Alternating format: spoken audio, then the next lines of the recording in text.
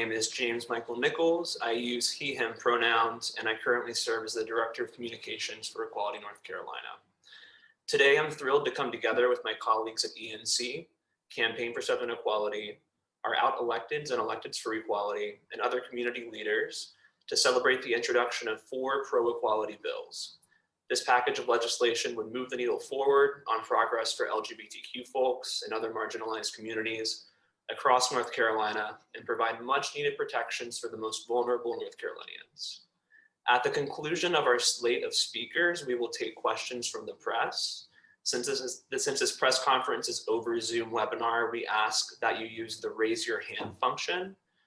And once the question and answer period arrives, I will then call on press individually, and my colleagues will unmute you in order for you to direct your question towards one or all of our speakers. We're so happy that you're here with us. To open up this discussion, I'd like to invite the Executive Director of Equality North Carolina, Kendra Johnson, to provide some opening remarks. Kendra? Hello, everyone, and good morning. My name is Kendra Johnson. I use she and her pronouns, and I have the honor and the privilege of serving as the Executive Director of Equality NC. Today, I am thrilled to be among so many visionary leaders of our movement and change makers here in North Carolina who are committed to fighting for LGBTQ equality, racial justice, and building a better state for us all. We live in difficult times for our communities in the background of the COVID-19 pandemic. And to add insult to injury, over the past several weeks, we've seen a targeted campaign of hate aimed at our transgender young people all across this country, including here in our home state of North Carolina. And on the eve of Transgender Day of Visibility, I want to say that we stand with the trans and non-binary community. We see you, you belong, and the movement for LGBTQ equality would not be a reality without your tireless efforts. In this moment in our country, these 4 bills introduced today by our incredible out-electeds and electeds for equality are nothing short of a breath of fresh air and a step towards correcting a legacy of anti-LGBTQ sentiment in North Carolina that is frankly known around the world. For too long, LGBTQ North Carolinians have lived under the shadow of archaic and outdated laws that impact everyone in our community, but most directly those of us that live at the intersections of multiple lenses of oppression. Black, brown, transgender, and gender nonconforming North Carolinians continue to suffer the greatest threats to life and safety under the legacy of House Bill 2, the lack of non-discrimination protections in the state, through the invocation of the so-called panic defense, and at the hands of those practicing conversion therapy. We must pass these 4 bills so North Carolina can not only catch up with the rest of America, but also begin to build a state that actively embraces the true diversity of the human experience. These 4 bills won't fix all of the problems and obstacles that our communities face, but they are a start, and they are reason to celebrate during the tough times that we are living in. Thank you for being with us today and for joining with us in this fight. We couldn't do it without you. Thank you. Thanks, Kendra. Up next, we have Representative Vernetta Alston of House District 29. Good morning. Thank you, James. My name is Vernetta Alston, and I represent District 29 here in the North Carolina House of Representatives. It's no secret that North Carolina has a difficult history when it comes to LGBTQ plus rights, but we're here to change that. Today, my colleagues and I filed House Bill 450, the Equality for All Act, and House Bill 451, the full repeal of HB2 and HB 142. These bills extend non-discrimination protections in housing, in public accommodations, in schools, and employment to all LGBTQ plus North Carolinians. It affirms what we already know, that no one should live in fear of discrimination, and that everyone in North Carolina deserves basic human rights. This bill will protect the rights of LGBTQ workers, neighbors, students, and friends. With it, we acknowledge that LGBTQ people deserve safe communities to grow, to learn, and to thrive. And with this bill, we will ensure that everyone in our state has a fair chance to simply live their lives. North Carolina is ready for that. Across the state, our cities and towns, our friends and neighbors are fighting for comprehensive non-discrimination protection. In 7 of our local communities, we've already seen extensions of these protections, and more are on the way. But even with these impactful local policy changes, there are still gaps, areas where LGBTQ folks are not yet fully protected. And this is where we come in. Statewide non-discrimination is what we need now to work with our local communities and to do what the majority of North Carolinians want us to do, to treat everyone fairly, to protect human rights, to support and pass these important protections for North Carolina. No one should worry that they can't buy a home because of who they love, or be denied a haircut or a hotel room because of their gender identity. And I want to be able to go to a restaurant knowing that my right to be there with my family is protected by the state that I call home. We all deserve that kind of freedom. So I'm very proud to have filed these bills. I'm proud to stand with my colleagues and our community partners here today. And I'm eager to continue our work to bring comprehensive non-discrimination protection to everyone in North Carolina. Thank you. Thank you, Representative Alston. Up next, we have Cherry Ikebozy, a community leader and East Fort Pottery employee.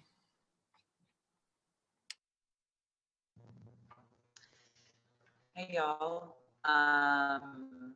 my name is Cherry Ikebozy. I use they, for he, him pronouns, and I live in Asheville, North Carolina, where I work at East Fort Pottery.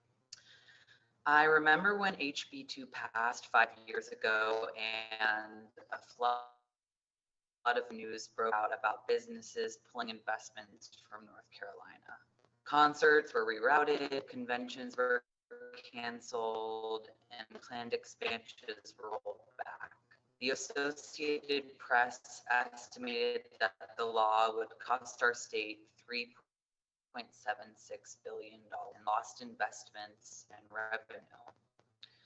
These developments underline that HB2 and later HB142 were not just bad for LGBTQ people and especially transgender people, they were also bad for our businesses.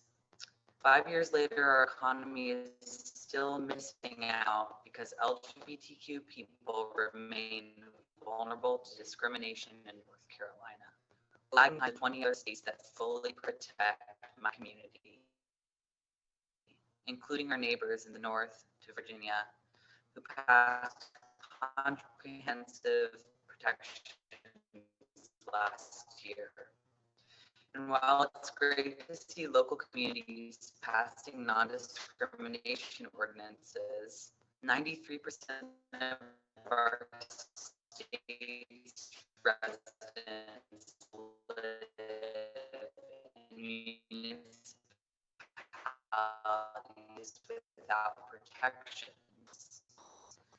I personally am proud to work at East Fort Pottery, where the company centers equity and compassion as our core values. As a transgender person, I have felt more respected in this workplace than I ever have. That is because of East Fort's strong commitment to finding more equitable ways to do business, an imperative that includes supporting LGBTQ causes. The company has a longtime partner of campaign for Southern Equality, and last year sponsored tens of thousands of dollars in grants to BIPOC LGBT people, North Carolina, and across the South. I want every LGBTQ LGBTQ person to feel included and welcome and free from discrimination, not just in the workplace, but in every area of life. Your basic freedoms should not depend on where you live.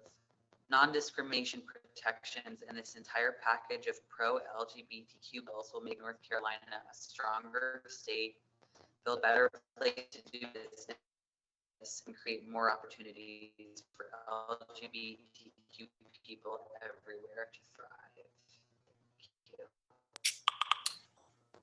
Thank you, Sherry. And I know for a lot of us, Sherry's audio might have been a little pixelated.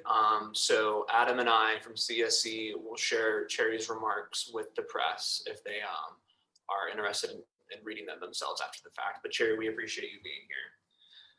Next, we have Representative John Autry from House District 100. Thank you, James, and good morning, everyone. I am John Autry, and I represent House District 100 here in the North Carolina House of Representatives. This morning, I'm proud to announce that along with Representatives Morey, Clemens, and Alston, I filed HB 459, banning gay panic defense in North Carolina. The gay panic defense strategy is a legal strategy that asks a jury to find that that's the victim's sexual orientation or gender identity expression is blamed for defendant's violent reaction, including murder. The trans panic defense is a closely related legal strategy applied in cases of assault, manslaughter, or even murder of transgender individuals with whom the assailant had engaged in sexual relations unaware that the victim is transgender. Producing in the attacker an alleged trans panic reaction, often a manifestation of their own homophobia and transphobia. HB 459 would ban this so-called gay trans panic defense, a defense that has historically been used to dismiss anti-LGBTQ violence and justify heat of passion results.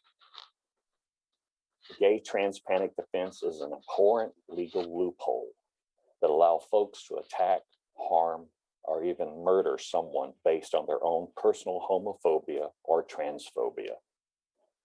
Now, these defenses are based on irrational fears and prejudices towards LGBTQ people. And they imply that violence against LGBTQ plus people is acceptable or understandable under certain conditions. 12 states have already banned the use of the gay trans panic defense, including most recently our neighbors to the north, Virginia. Now, this defense actually puts the victim on trial, not the offender, and it should be prohibited. By banning this defense, we send a message that someone's existence as an LGBTQ plus person does not excuse anyone from committing a heat of passion attack. I look forward to your questions, and I look forward to the passage of this bill. Thank you very much. Thank you, Representative Autry. Up next, we have Representative Allison Dahl from NC House District 11. Thank you, everybody, and thank you, Equality NC, for putting this all together. Again, my name is Representative Allison Dahl, and my pronouns are she and her. I am, along with Representative Fisher, Butler, and Harrison, we are introducing the Mental Health Protection Act, but it is banning conversion therapy. I have a personal attachment to this, unfortunately. One of my aunts went through conversion therapy, and still to this day, she's in her late 70s, and still to this day, there are ramifications from said therapy. And so it's really important to me that we make sure that no child has to go through any of this, that no person has to go through this. If you're not aware, conversion therapy is also referred to as reparative therapy. It's the practice of attempting to change an individual's sexual orientation or gender identity. And we need to leave this way back where it was in the past and not even utilize this type of therapy, as it has no basis or good methods in it. So I am very proud, along with, we also have a Senate bill. Hold on, I wrote down my notes where it was, and now I've lost my notes. Natasha, what number is it? I can't believe it. Oh. It is Senate Bill 392, and our sponsors are myself, Natasha Marcus, Senator Jay Chaudhary, and Senator Natalie Murdoch. Thanks for the shout out, Allison. I appreciate it. So this is really important that we have it in the House and in the Senate. But I'm very sad to have to introduce a bill such as this, but I'm very proud of the hard work of Representative Fisher, Representative Butler, and Representative Harrison on this bill. And I thank you for your time. Thank you, Representative Dahl. Up next, we have Reverend Mckinnon, a Charlotte community faith leader. Good morning. As was just said, my name is Ray McKinnon, and I use he, him pronouns. I live here in Charlotte with my wife, Kelly, and 3 of our 4 sons. I'm a proud Christian minister who strongly supports inclusion and equality for all LGBTQ plus people. I want to shout out my senator who's on here, Senator Natasha Marcus, and my friend John Autry. Thank you for your support.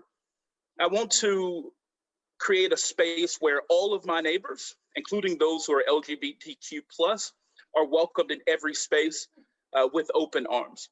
And that's why I'm feeling so hopeful today about the introduction of this slate of bills that I believe will move North Carolina into being a more positive, affirming, a more loving, a more just, and a more merciful space. As a state, we have been on a long journey.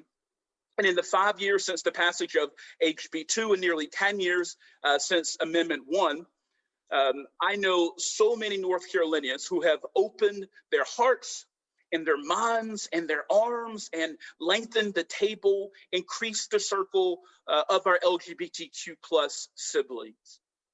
I know this to be true because it's a journey that I found myself on when it comes to LGBTQ folks.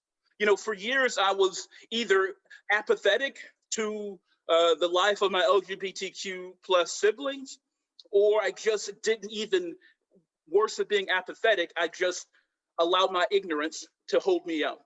See, I grew up missionary Baptist, and I didn't look too far beyond the scripture as it was presented to me. But then I grew up, I started asking tough questions. I was trained theologically, and now I know to be true what I should have always known, that every one of my neighbors deserves to be loved, deserves to be invited in. Every one of my neighbors deserves to have the protections under the law that this slate of bills deserve, and I'm so excited about that. Because I have been on this journey to do justice, love mercy, and walk humbly, and this slate of bills does just that. It tells my siblings who are LGBTQ plus, we see you, we know you, we love you, and we're not going to allow folks to hurt you. So now is the time for North Carolina to take this other big step on our evolutionary journey toward justice for all. And so I pray that we come together and we close this ugly chapter of HB2 and HB 142 and build a state where no one is excluded or discriminated against because of who they are, because of who they love, and because of their ability to be real, to be honest, to be full of who they are. So I accept these bills, and I am so excited about their passage. Thank you. Hope they pass. Thank you so much, Ray. We really appreciate you. I want to toss it to our partner, Allison Scott, Campaign for Southern Equality's Director of Impact and Innovation, to wrap up the speaker portion of this press conference. Thank you, James. Good morning. My name is Allison Scott. I use she and her pronouns, and I'm the Director of Impact and Innovation at the Campaign for Southern Equality. I'm a lifelong North Carolinian. I love my state, and every day I wake up excited to go to work to try and make it a better and more welcoming place for LGBTQ people. It's been a traumatic few years for transgender people, such as myself. 5 years ago, the NCGA passed the extreme and reckless HB2, vilifying transgender people and singling us out for discrimination. The Trump administration waged an all-out assault on trans folks, and just this year, dozens of states are pushing bills that specifically target transgender youth for exclusion with access to health care and in sports, with many of these bills becoming law in southern states, including Tennessee, Mississippi, and Arkansas. It was never about bathrooms. These laws are hateful, but they do not define us. And more than anything, we are committed to standing alongside trans youth and making sure that they know they are not alone. This morning, I'm honored to be telling a different story about LGBTQ life in the South. Lawmakers in North Carolina are introducing a package of bills pushing for LGBTQ equality across our state. The bills confront the attempted erasure of LGBTQ minors by prohibiting so-called conversion therapy, establishing statewide non-discrimination protections, and a full repeal of HB2 and 142. The legislation will be especially impactful for the BIPOC community who face disproportionate harm and discrimination. These bills will catch our laws up to where we really are as a state. A supermajority of North Carolinians support non-discrimination laws, and an even greater percentage supports protecting minors from conversion therapy. Communities across North Carolina are uniting to pass local non-discrimination ordinances. Trans students will now be affirmed with their actual names in schools. North Carolina is ready to embrace and include LGBTQ people in every area of life. 5 years ago, North Carolina became infamous for passing an invasive and discriminatory law that was more representative of the relics from our past. This year, we have the opportunity to blaze a better path, a more hopeful and inclusive path, one that points toward a more equitable future in our state. It's time to create a new reputation as a state where we admit our mistakes, open our minds, and move forward. It's time to pass these laws, and it's time to take action. Thank you. Thank you, Allison. We will now move to the Q&A portion of our press conference. So again, press, please raise your hand. I will call on you and my colleagues will unmute you. And when you're speaking, if you could please state your name, the outlet you're with, and who your question is directed toward. So let's start with Brian Anderson. Hi, thank you guys so much. I appreciate it. Brian Anderson here on behalf of the Associated Press based in Raleigh, North Carolina for me. Had a question just for any of the lawmakers, and then had a question for Equality NC's executive director. First for Equality NC's director, what's different from the 2019 package? I know you all are calling for the full repeal of HB2 and conversion therapy has been discussed before, but what's different from previous legislation? And for any of the lawmakers, what would you say is the likelihood of this advancing in a GOP-controlled legislature and ultimately getting to the governor? Thank you. Yeah, what's different in this package of bills is, number one, there are four instead of three. So the gay trans panic bill is a new addition to this package. Secondly, the full repeal of HB2 and HB142 has been modified ever so slightly because of the recent sunset of one prong of HB142 on December 1st, 2020. Within the Mental Health Protection Act, there have been some updates to ponder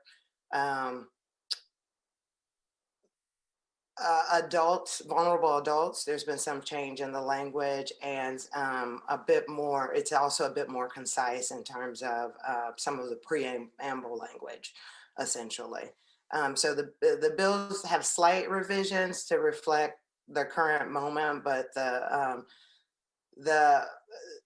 essentially the intent and the purpose of the bills remain the same.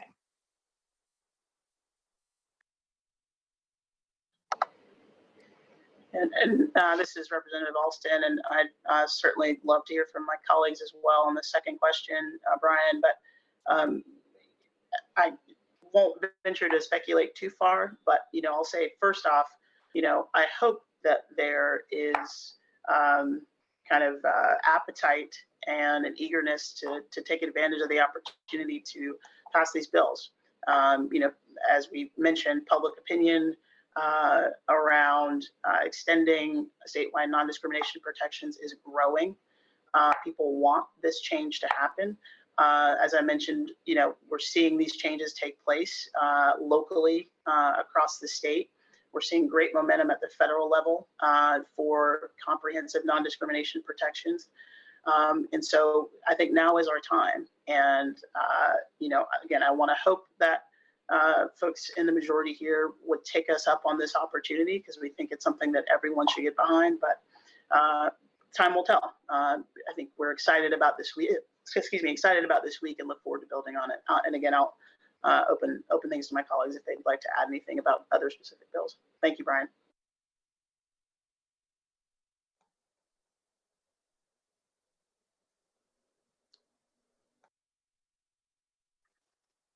Brian, this is Representative Susan Fisher in Asheville. I just want to call to folks' attention that even though we see these bills come back and back session after session, that's what happens in the legislature. It's very rarely that in the first round of introductions of bills that you see a bill pass. I think the difference this year is that we have more statistical knowledge of the voters. We know, for example, that 80% of polled respondents immediately state they think conversion therapy or reparative therapy is wrong. And we also know that it's a kind of therapy that's been debunked scientifically. 26 states in the District of Columbia have passed laws protecting minors from conversion therapy. And this bill in particular seeks to protect adults who are incapable of giving consent for things like a therapy like conversion therapy or reparative therapy. So it's every year that we do this, I believe that we make more progress toward passage, and it's important to keep this in front of people. So that's, we will see. I continue to have a hope that we will see passage of these bills. Thank you for the question. If I could just add, in addition to what my colleagues have stated, I believe that Republican members care about human rights. And I believe that Republican members want to protect young adults from mental health abuse and from suicide. And since I believe that is true, I think that they will support our bill. In my case, I'm a sponsor of the Mental Health Protection Act. And one of the reasons I am is because we know that conversion therapy causes a lifetime of harm and often results in teen suicide. We can't allow that to happen in North Carolina. And so I believe that regardless of party, we can come together to protect our kids. They're all our kids, and we need to do that together without regard for party allegiance.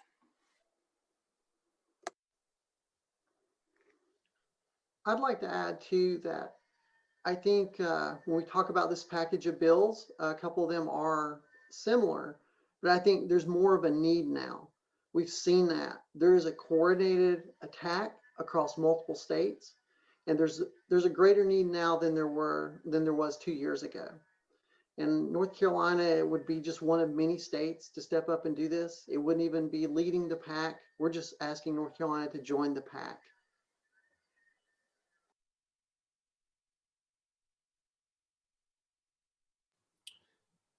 Thank you all so much. Next, we will go to Joe Killian.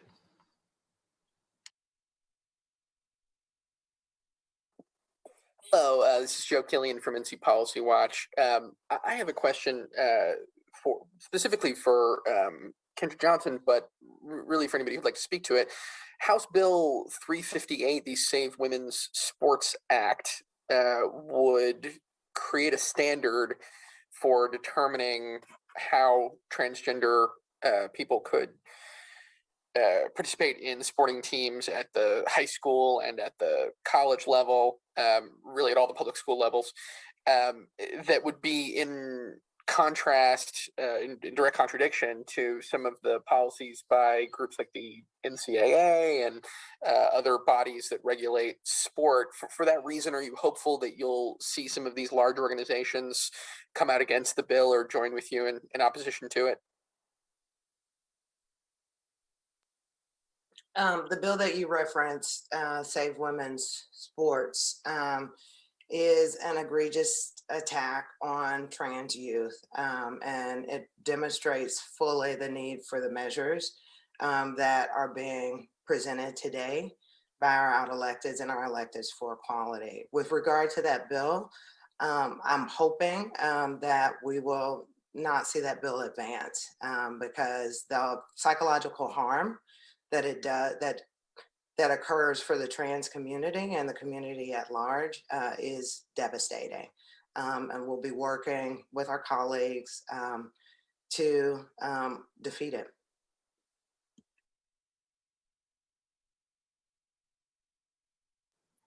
Joe, do you have a follow-up or are you good? All right, I'm going to pass it to Julia Hayward. Hi everyone, this is Julia Hayward. I'm reporting about the Assembly. I wanted to know how many Democrats. Julia, we're having trouble hearing you. If you could adjust perhaps your microphone or headphones. Can you all hear me better now? Yes. Awesome, sorry about that. This is Julia Hayward from the Assembly. I wanted to know how many Democrats are part of this. No, Julia, I'm sorry. We still can't. It's going in and out now. I'm just gonna write my question in the chat. Sorry about that. If you want to write it in the chat, I'm happy to read it out loud for you if that's easier. Will do. While we wait on that, let's pass it to Danielle Badagila. I'm sorry if I mispronounced your last name. It's okay, everybody mispronounces it.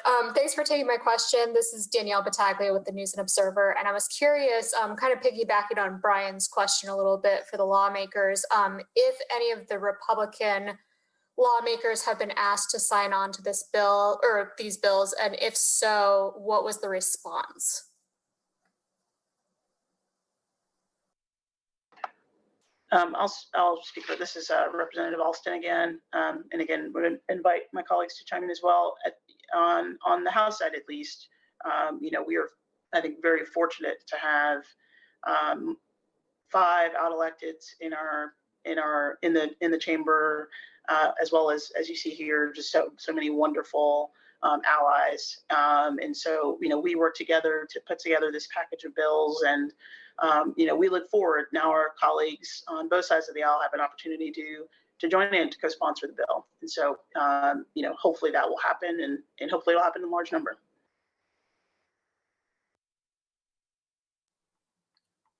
Danielle, do you have a follow-up? That was it. Thank you. Julia Hayward's question in the chat is how many Democrats in total are a part of this new package of bills and how many sponsors are there? Someone wants to take that.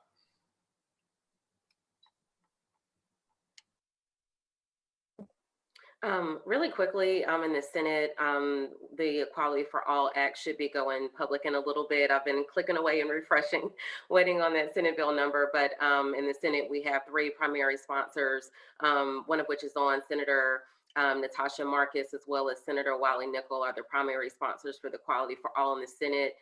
We do anticipate having a very broad support for that bill. And for the conversion therapy ban, Senator Marcus is the primary sponsor there. I'm one of the other sponsors along with Senator Jay Chaudhry. So 3 and 3. And again, we anticipate having a lot of support for both of those bills. Try to answer that even more directly, maybe Ms. Hayward, what you're getting at is I think we have the maximum number of primary sponsors on each of the bills, both in the House and the Senate, and they are just now live and seeking co-sponsorship. So we don't know the answer to your question until the window closes for when co-sponsors can sign on. I hope we'll have people from both parties. I hope we'll have a whole lot of co-sponsors on all of these bills, and we'll wait and see as people decide to join us in our fight for equality here in North Carolina. Do we have any more questions from the press? I don't see any more hands raised. Brian Anderson, I think has a follow-up.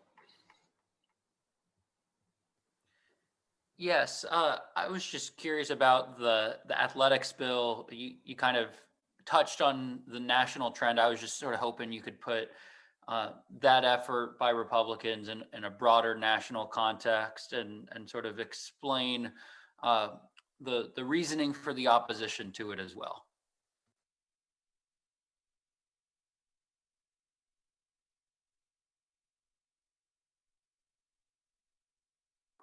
Is the question directed to me? Sure, that would be great. Thanks, Kendra. Sorry. Yeah, and so can you repeat the last bit of your question?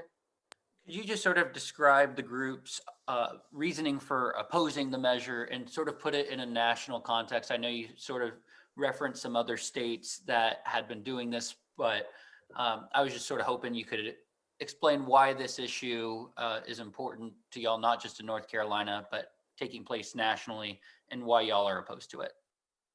Yeah, so right now we have over 80 bills across the nation that are focused on denying trans youth healthcare, denying trans youth access to sports, and denying, in my own original home state, we just had one of the most egregious bills that would deny just basic healthcare to transgender individuals, but the LGBTQ community at large, based on someone's moral conscience. We stand against it because it's wrong. Everyone should have access to healthcare. Everyone should have access to free and equal education and enjoy sports programs.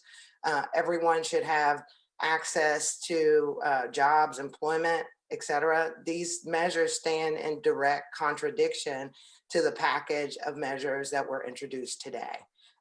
If we believe in the dignity and worth of every individual who is part of this country, then we don't create bans that exclude people from access to basic human rights generically. And so that's why we stand in opposition.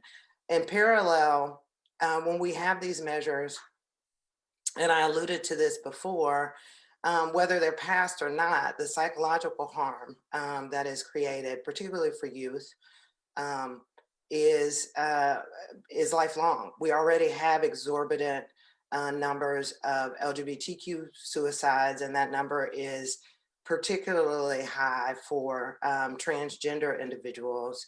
We already have many issues with low access to healthcare because of discrimination. Creating these measures that gives people a license to discriminate further marginalizes one of the most vulnerable communities that are part of the LGBTQ plus community. We stand in opposition simply because it's wrong. Kendra, I'd like to chime in on that. Allison Scott from CSE. These sports bills that was filed here in North Carolina, just like other states, they are trying to manufacture a problem.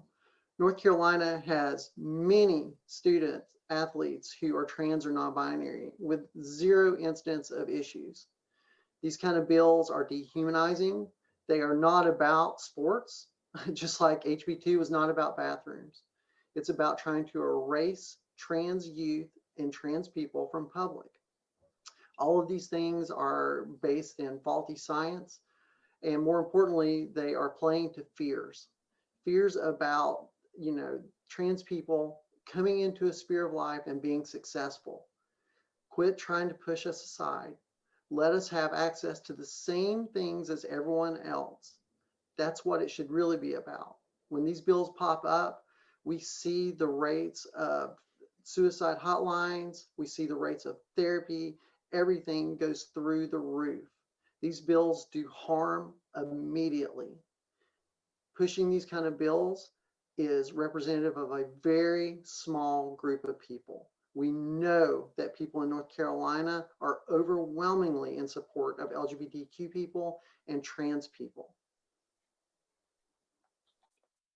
This is Representative Autry from House District 100, and I just need to say that, a transgender girl is not a boy. And the emails that I am receiving portraying that there is some conspiracy of transgender youth to assume an identity that they were not born with, to cheat at sports, is just ludicrous. And I can't find the words that can express my, well, I guess disgust is one of them. But for me, it's a personal issue. I have family members who are in the LGBTQ community, including a grandchild who identifies as female and is transitioning. Now,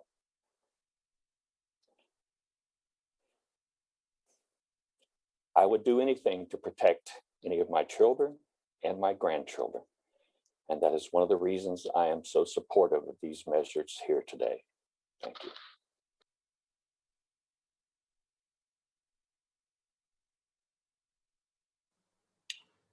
Thank you, folks, and thank you, Brian. Do we have any more questions from the press? Please raise your hand if so. We have Ann Wyatt Little. If they could be unmuted, please. Hi, this is Ann Wyatt Little with Fox 46 in Charlotte. This question is just for any of the lawmakers. How soon do you all hope to get these bills in front of a committee for a hearing?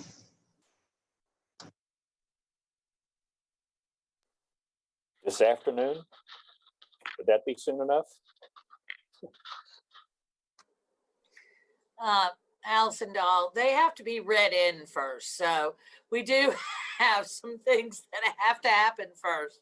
They have to go to the House and the Senate floor and be read in, or whatever that process is, and then they'll be assigned to committees. So, but I agree with John Autry.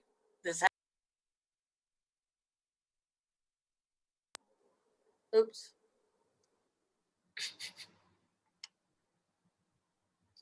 All right, thank you, Representative Autry and Dahl. Anyone else have questions from the press?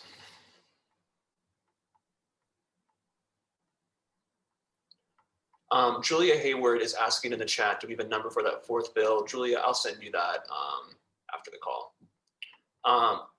We appreciate all of you for being here today. I'm dropping my email in addition to Adam Pulaski, who is CSC's communications director, in the chat.